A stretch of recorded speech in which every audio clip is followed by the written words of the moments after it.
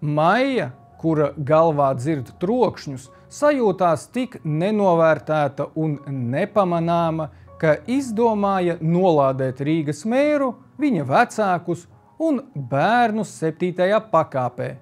Liekulīgā Maija, kad tai atlidoja pelnīt pārmetumi, mēģināja taisnoties, ka tas ir bijis joks, bet nu sanāca šķībi.